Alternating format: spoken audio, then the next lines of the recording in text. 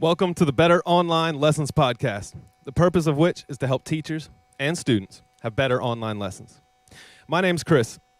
I'm a drummer, teacher, audio engineer, and my hope is to start a conversation, to share what I've learned over these past few months and to see what you all have learned as well. It'd be nice to have a community where we could share information and ideas for the benefit of everyone. So please join me in the live chat with any thoughts, questions, tips. If you're watching this later, just drop it in the comments section so I can better plan for future episodes. Speaking of, hey Jeff, hey Fenny, how y'all doing? Thank you for joining me. Today's the first episode. I'm kind of nervous. I'm not going to lie, I've never done a podcast before. So today's episode, I'm going to dive into some of the more technical issues that I've come across so far teaching online. Starting with, number one, most important, in my opinion, internet. If you're going to be teaching online, if you're going to be taking an online class, learning online, doing anything online that requires high-definition video and audio to be coming through with low latency, you got to have quality internet. All right, so if you can use an Ethernet cable to plug into your computer, that is going to get you tenfold the bandwidth that you would be able to get by going off of Wi-Fi. Every time one of my students or myself is struggling with internet, it's because we're on the Wi-Fi. It's better than nothing. It'll get you there, and probably better than using your data in a lot of situations. But if you can, I'm telling you, plug in that Ethernet cable, get the full power of the internet that you're probably paying for. This is all bottlenecked through our internet, so including the router. Guys, if your router is a few years old or more, if Verizon or Comcast hasn't been out to check up on your router, you may want to call them up because technology moves quick. Upgrades in internet speed move very quick. And so every few years they come out with better hardware to keep up. And if your router's a few years old, odds are you're not actually getting all that bandwidth that you might be paying for. Personally, it happened to me recently. We had some internet issues. We had to have Verizon come out, and they looked at the router, and the technician said, "Wow, I haven't seen one of these in years." So that was a pretty good indicator right there. Like, oh, okay, cool. Yeah, this stuff expires. It gets outdated pretty quickly because the technology moves so fast. So on the topic of a good router, again, if you can get that Ethernet cable, I would even recommend, if you might be saying the router's across the house or it's like 100 feet away. Guys, they sell 100-foot Ethernet cables on Amazon, and they're not even that expensive. So trust me, it's worth it. Get that cable. If you have to run it across the house just for the lesson, just for the class, and then roll it back up right afterwards so that nobody trips on it, then that's probably worth doing, in my opinion. So a lot of these online classes are not cheap. You know, you want to get your money's worth out of them. So quality internet connection, I can't stress it enough. All right. Same with you, Finney. Right on. Oh, I missed your last comment. I'm doing well, thank you. How are you guys feeling? How y'all doing today? Okay, next topic that I came up with to talk about is the type of device that you're running your class or that your class is on. Are you using a mobile phone, a tablet? You using a computer, laptop? I will tell you, I've used a lot of the different device types. I'm mostly on Zoom myself, and hands down, computer. Desktop computer is the way to go, guys. If you have a desktop computer with decent stats, that's what you want to be using. They typically have better hardware on them, graphics cards, processors, RAM, all that stuff. They typically have more USB ports. So for plugging in webcams, microphones, various different peripherals that we might have, your best bet's probably going to be to use a Mac or a Windows PC, desktop PC. Now, a close second to that is a laptop. If you have a laptop, that's fine. You know what I mean? As long as it's not too old and it can decently run the Zoom program or Skype or whatever your class is on, a laptop will be decent. They typically don't tend to have the stats that a desktop can run. And not all of them even have Ethernet ports, so that could be a problem, especially some of these lightweight laptops like the MacBook Airs or like the Google, like a Chromebook. The ones that are just meant for surfing the web, not really meant for running heavy-duty programs like Zoom. So if you have a good laptop, you can use that, but typically they don't have as many USB ports, and the cameras that are built into them are not really that good. Ironically enough, the cameras on most smartphones or iPads are going to be a lot better than a laptop built-in camera.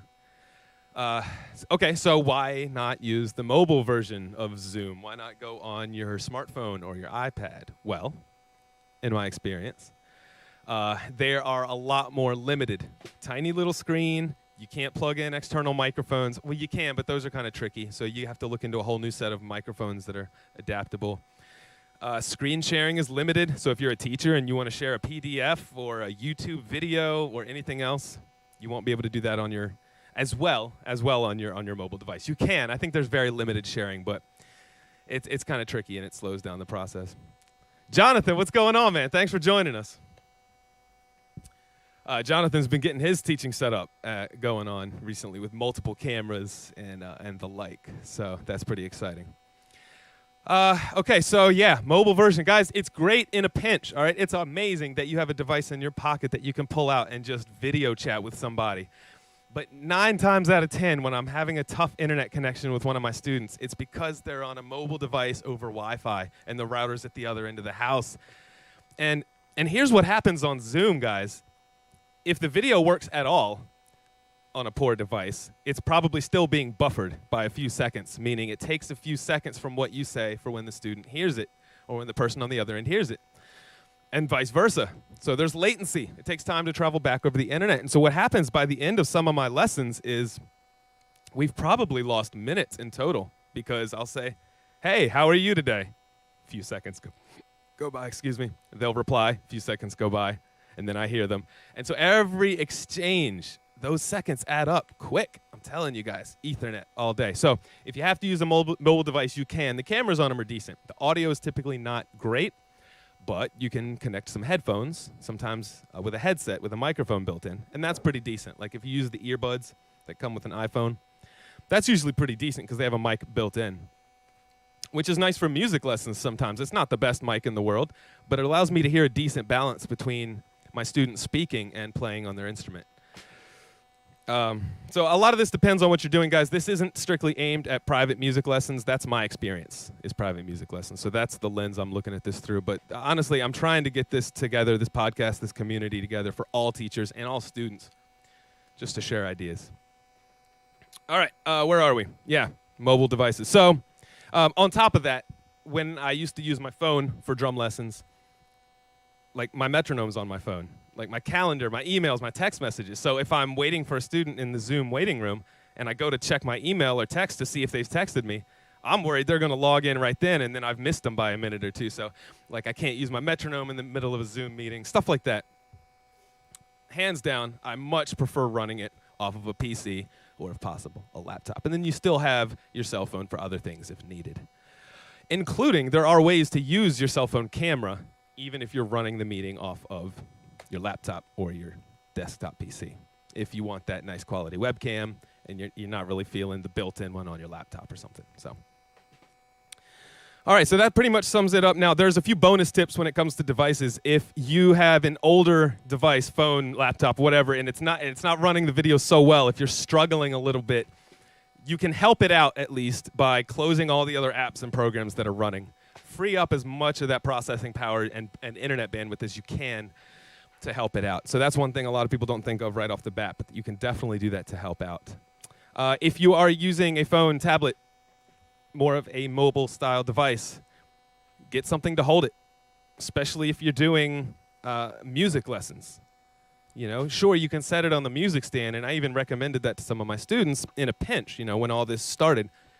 But at this point, it's looking like we're in this situation for a little while. Who knows how much longer? And even after all this mess clears up, online lessons are going to be a thing. Like, I've just adapted to that. You know what I mean? I feel like in a lot of ways, the situation has pushed us ahead years in terms of technology. So that's just kind of where we're at. We're going to have, and you know, it's sad to say, but yeah, snow days might be a thing of the past, you know? If a blizzard rolls through, hey, I'll see you on Zoom, you know? So may as well invest the time, invest the energy, and a little bit of money if it means being able to hold your cell phone up so you don't have to hold it up the whole time or try to balance it on something. It's worth these investments, in my opinion, if you're going to be taking online classes. So, yeah, you can get cell phone holders that bend and flex and clamp onto a desk or that mount to the floor or whatever. You can get holders for iPads that put them anywhere you need them. So that's another bonus tip for devices.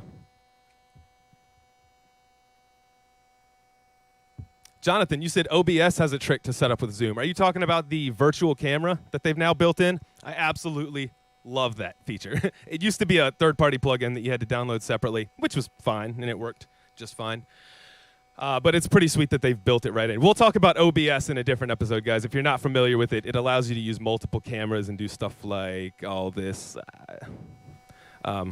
before it even gets to Zoom. So that'll be another episode for another day. But that's like more like if you're looking for super advanced classes and how to do some of the multicam stuff. We could talk about that later. Let me know if that's something that y'all are interested in. Let me know in the comments in the chat. Right on, Nikki. Yeah, used to use phone for the lessons. Now that you're using your laptop, you say it's way better. I'm pretty sure you had, like somebody close to you that really recommended that I'm sure you're very thankful for. No, I'm just kidding. That's my wife, guys. I pretty much pushed her into using her laptop, but I think it's working out well. Tablets are the future, Rob says. Well, maybe. If there were certain things like USB ports, and I've got my gripes with tablets, but, well, I suppose I'm talking mostly about iPads, but, maybe. Let's see here. What else do I have? So, moving on from devices. Okay. Some technical issues that I've run into. Audio quality. Guys, I put audio quality in front of image quality for this talk because I feel that it is more important. Not as important as internet quality, but we've already been over that. Audio quality. If you're watching like a YouTube tutorial and they come on and it sounds like you can barely hear them or they're way distorted, they're too loud, or all you hear is the echoey room, it doesn't matter if they're using a $5,000 camera. If the audio quality is not good, it feels not good, okay? Let's flip that around. If you're watching, like a budget movie, right? The camera doesn't look so good, but man, their soundtrack is on point and their sound effects and their audio is really believable, then you're in it. You're immersed. So arguably, I would say audio is more important than video when it comes to online lessons. Okay, so to start with, you can use the built-in microphone and speakers in your device. If you're using a cell phone, good luck. It's pretty awful. All right, in a pinch, it'll work. I'm not dissing the technology. It's pretty amazing. If you go on vacation, you can just bring that cell phone and boom, you're doing your lesson remotely or your class remotely. That's amazing. But if you're doing this every day, do yourself a favor and try to run it off a PC and maybe upgrade your microphone, okay? Maybe plug in a set of headphones. I highly recommend headphones no matter what device you're on. You can go the old school method, which I like, which is the actual over-the-ear headphones with a cable on it. I'm actually using my in-ear monitors right now, so I am hardwired here into the computer. Versus the Bluetooth route. A lot of people are going wireless. A lot of my students are wireless with their headphones. And you know what? In a lot of ways, that's cool because they can move around the room and around in this case, their drum set, and they're not tripping on wires. So, great. But I can't tell you the amount of times that it's been like, oh, my headphones are dead, the battery died. Or like, the Bluetooth isn't connecting, or it's connecting to the wrong device. And we've lost minutes to this. It's like, y'all know, I'm old school. Like, I just want to plug in my headphones and they work. So it's up to you, wireless, wired. You got to weigh the pros and the cons. And just be prepared, guys. Charge your batteries. Stay on top of that. Check the connection before you log into the meeting. Don't wait until something might go wrong. So these are some of the tips that I've learned along the way for audio. Okay, are you using earbuds? Do your earbuds have a built-in microphone or your headphones? Or are you using a computer headset that actually has like an extendable microphone? So these are all things to consider. Look, with all this stuff, I'm a big fan of working with what you have.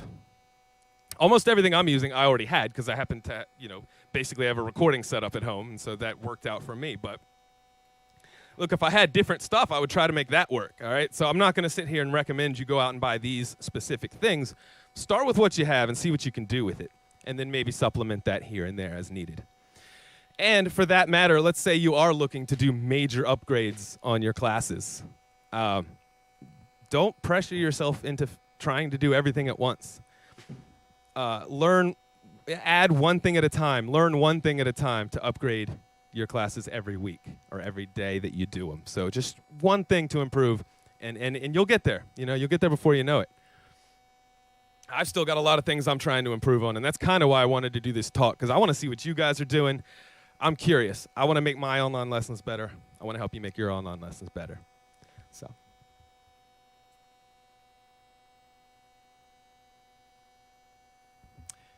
Nikki says, yes, it is so important for students to put effort into getting good audio for themselves.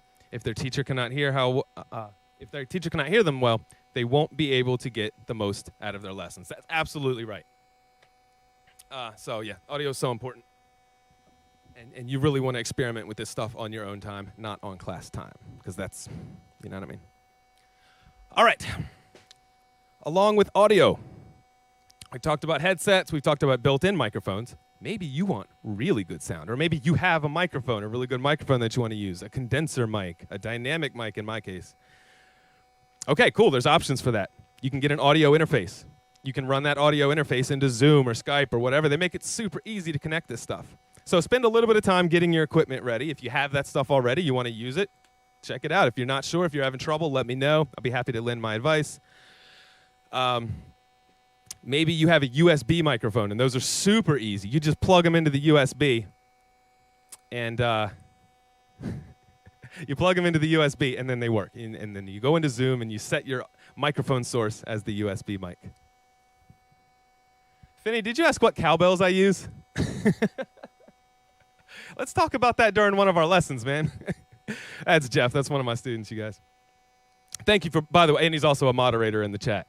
So thank you for joining me, Jeff. I appreciate you being here. Even though I've already talked your head off about most of this stuff, it means a lot that you're here. So, same goes to my wife, Nikki. Thank you. I know you're sick of hearing about this stuff from me. It's pretty much like where my head's been for the past however many months.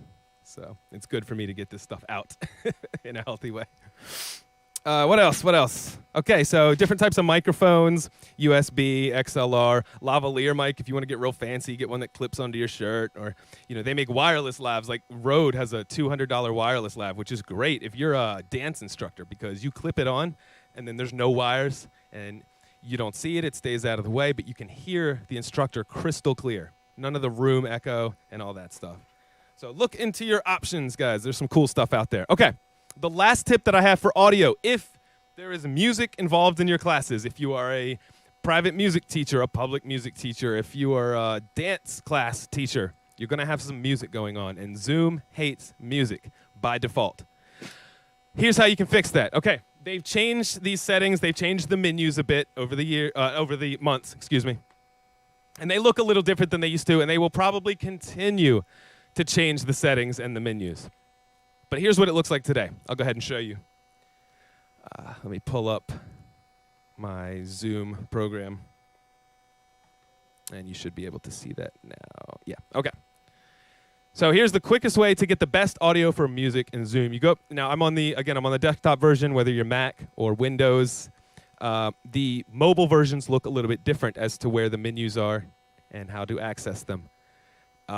I will, eventually later, I'll put a link in the description on how to do this on the mobile devices. But for now, I can show you on the PC version. Also, guys, don't forget, if you're on Zoom, you can go to the zoom.com website, log in, and adjust all of these settings there. Even if you're on an iPad and iPhone, you can adjust a lot of these settings on the website. So don't forget about that. I don't mean to get sidetracked. I'm going to do a whole nother episode on Zoom settings and tips.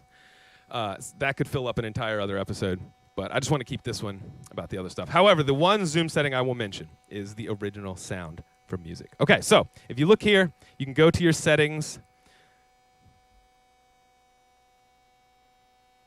and then go to audio, and there's just a couple things I'm going to touch on real quick. This is where you can actually set your speakers or your headphones, and this is where you can set your input device, your microphone, or your built-in whatever. There's usually a checkbox that says automatically adjust microphone volume. Guys, don't do this. Don't do it if you're doing music, okay? If you're doing music lessons or a dance class or music of any kind, you don't want it automatically adjusting the volume. Turn that off. All right. Suppress background noise. This one has changed a bit over the months, but right now they give you a few options: low, medium, high, or auto. For my purposes, again, with music, I'm going to turn that to low. I don't want it. What it used to do is it used to think my drums were background noise, and it would literally mute me every time I started playing, and it would do the same to my students. It was so annoying. Anyway, now they've changed that so you can turn it down. All right, so let's start with that. Turn off the automatically adjust microphone volume if you're doing music, and lower the background suppression. All right, now let's go into the advanced tab at the bottom here. Echo cancellation, you can leave that on, that's fine. That's never caused a problem for me. Show in meeting option to enable original sound. Yes, guys, this is the one. You want to check this box, because now from your meetings, you can turn on original sound, and you have to do it every meeting, which is annoying right now. I hope they'll build in a feature where it remembers your preference. But for now, you turn on your original sound in meeting. If you don't have this box checked, you will not see that option. It won't be there.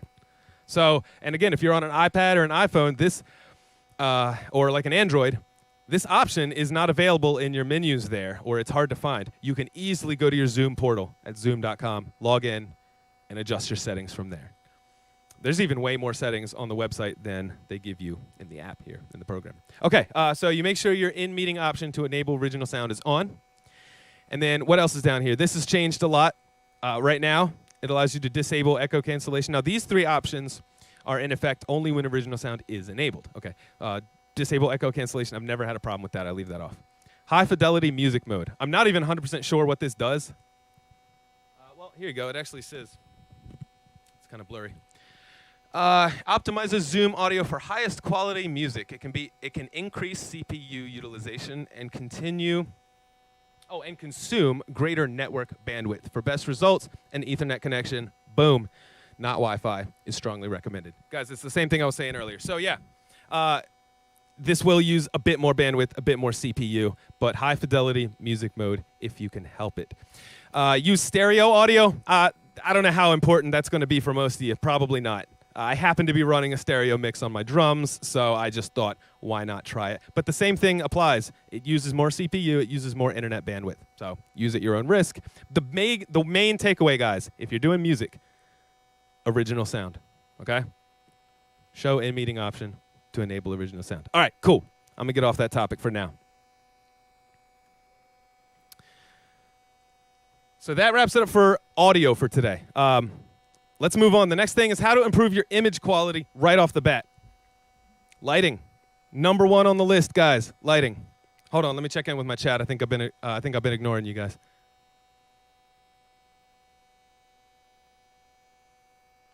You know, if you need any microphones or anything to enhance your online lessons, there is a fabulous music store in Arundel Mills called Music and Arts Center. And you can go see the friendly sales associate named Rob, also the store manager. Wonderful fella. And he can hook you up with whatever you need.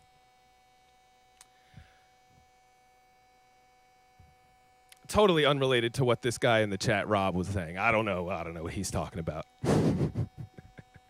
Just playing, of course. All right, cool. Next topic for today.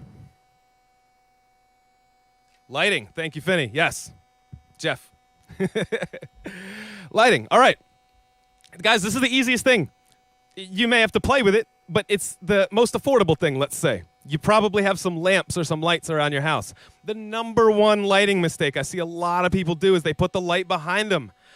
They're looking at their window going, oh, that's beautiful. That scene right outside my window, I want to put that behind me so that everyone can see that. It's a great thought, but when the light's behind you, you turn into a shadow and no one can see you. So put the light in front of you. Actually flip yourself around so the window is shining on you, at least to the side of you, maybe a 45-degree angle. You can get, you can have some fun with that one, all right? Make the lighting look good. I'm telling you, lighting is huge. If you have to set up where there's light behind you, put more light in front of you, okay? Color temperature, here's the thing to consider when you're putting a light bulb in front of you. If you have the window in the background, you're going to want to use a daylight color temperature bulb. If you don't know anything about color temperature, I'll just say this. Have you ever seen a lamp that looks yellow? versus a lamp that looks bright white. Or even better, the headlights that people put in their cars that look blue compared to all the yellow lights around them, okay? This is color temperature. If a light looks yellow, it's considered warm light. If it looks more whitish or bluish or sometimes even green, it's further up on the spectrum. It's considered white light. So, or bright light, right? So warm versus, no, it's more white. Warm versus white, okay? If you have daylight going on, you want to match that with a nice bright daylight color temperature bulb. A lot of LEDs nowadays are 5,000 K. That means 5,000 Kelvin color temperature. So you want to look for something like that. Personally, I think they look the best on camera. My whole room is full of 5,000 K LED bulbs. If it's at night, you got a little more options, as long as you set your white balance accordingly. And a lot of cameras' white balance is automatic. If it's on your phone, if it's on your built-in laptop, it's probably going to automatically adjust to the white balance in the room. So you don't have to worry so much about that. But the big thing here, guys, light yourself up. Put the light on the other side of the camera so it's shining onto you. Huge. Okay. For image quality. Next on image quality, camera placement. All right, take more than a minute. Sorry, I keep ignoring the chat. Yes, Jeff, I have LEDs, exactly, yep. You can also get CFLs in daylight. I think incandescent bulbs, like the old school bulbs, I don't think they really can possibly put out daylight. There's brighter ones or warmer ones, but yeah. So fluorescent, compact fluorescents, right, CFLs. The little spirally guys, or more popular nowadays, and also more energy efficient, the LEDs, and they don't flicker as obviously as the old LED lights used to. So, yeah, a lot of light. Get that clean daylight, that 5,000 K going on. Okay, camera placement, camera angle, and again, if you're talking built-in camera, this is where you are going to put your phone or your tablet, or where you're going to put your laptop, and then angle the screen. This is important, depending on what you're doing. If the person on the other end, whether student or teacher, if they need to see you, make sure you are close to the camera. And, you know, if you've ever done a video conference on a laptop and you're looking down at the screen, right, and the other person's looking up at you, like up your nose, like, that's not the greatest look, right? I mean, picture a horror movie. If they want to make someone look menacing and scary, they're going to have them over the camera looking down. And it's going to look a lot like when you're on a laptop in a conference call. So maybe just put your laptop up a little bit on something and then angle, you know, eye level. That's a good place to start. I've got my own specific set of requirements for my drum students so that I can see their drum set and them, preferably. But depending on your instrument or your class scenario, maybe they just need to see you. But point is, take more than a minute. Take at least a few minutes to play around with your camera placement before you get on that class, on that lesson, on that Zoom call. Other things to consider, your background. You know, again, if this is something you're doing every day or regularly enough, once a week, often enough, take just a second. Plan where you're gonna shoot this. Is it in your office? Is there something nicer to look at you can spin around and give the person on the other end something nice to look at in the background? I helped my wife out with her room recently, and we actually literally planned the whole office around online lessons for now because that's what we're doing. And we'll get back to in-person lessons soon enough, but even when we do, we're probably going to continue the online lessons also. Like I said, I think it's here to stay. You know, like it or hate it, it's here to stay, and so I've made it my goal just to make the best out of it. Webcam, built-in webcam, DSLR, GoPro. What camera are you using? A lot of the mobile devices have great cameras, guys. If it works for what you're doing, use your cell phone, use your tablet. Just make sure you put it in a spot where, again, camera angle's good.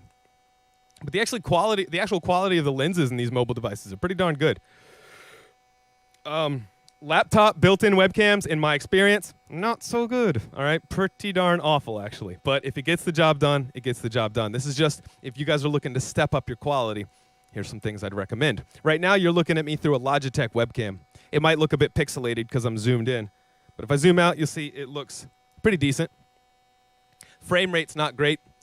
But if that doesn't matter, then it doesn't matter. Now, other options for you. If you want better quality cameras, better quality image, and you have a DSLR camera, maybe you're a photographer, or maybe you make YouTube videos, and then you also started teaching online. Use that camera. Get yourself an HDMI capture card. Even if you have a camcorder that has a mini or a micro HDMI out, and get yourself, they make them cheap now. I've seen some for like $20.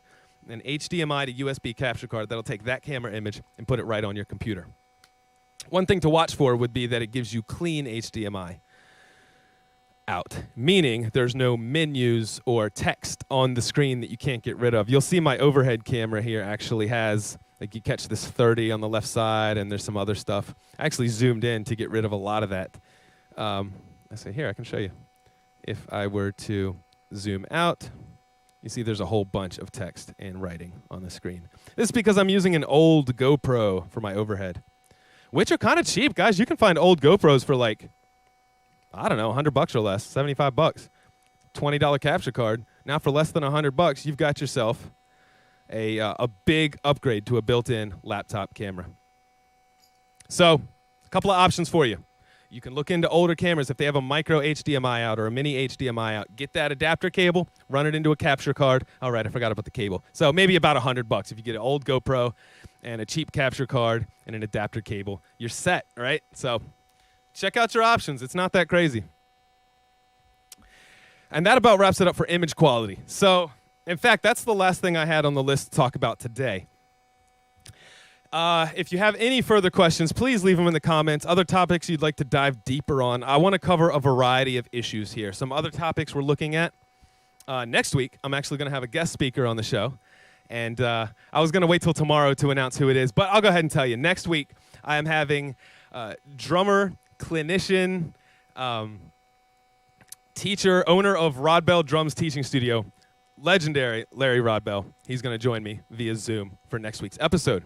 And he's got his own talk planned regarding, how to plan better for your lessons, how to prepare, how to manage time throughout the lesson. A lot of those really useful topics that we're going to cover next week. So I look forward to that. Guys, thank you for joining me here today. And any feedback at all would be very welcomed. Otherwise, have a great week. And I'll see you next time. Same time, 7 o'clock Eastern, live streamed here on YouTube. The episode's going to remain online. And then I might even chop up some of the little bits to post as well, in case you didn't catch the whole thing. So, all right, guys. Hope this was helpful. Have a great week, and I'll see you next time.